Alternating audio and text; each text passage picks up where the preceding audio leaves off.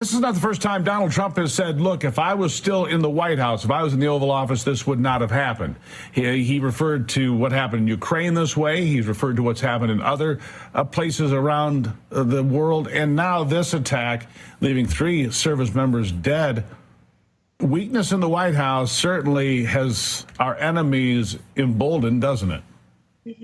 Yes, it sure does. And for every reversal of a Trump administration policy, there has been a negative and, in many instances, deadly consequence, as we saw yesterday with the killing of 3 of our United States service members. Just tragic. And our hearts and prayers and thoughts are with the service members' families. I just actually saw that the names of those individuals, 2 of them in their 20s, were just announced. And it's a grave tragedy that is completely avoidable. President Trump cut the neck off of the snake that is the Iranian regime. He launched new damning sanctions on them when he immediately took office in 2017. Joe Biden reversed those sanctions immediately upon taking office in 2021. President Trump infamously declared the United States would no longer take part in the Iranian nuclear agreement, the disastrous policy that Joe Biden helped usher when he was vice president under Barack Obama.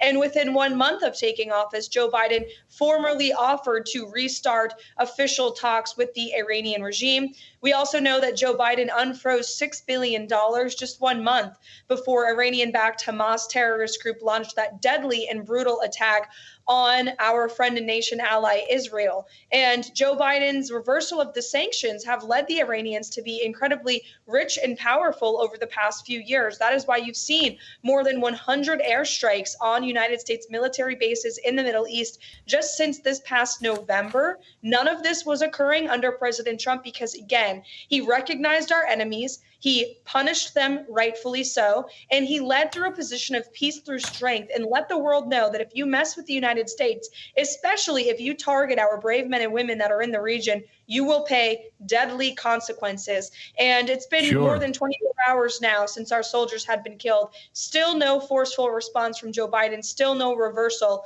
of the sanctions that led to, or more sanctions that ultimately led to this attack in the first place from the Iranians.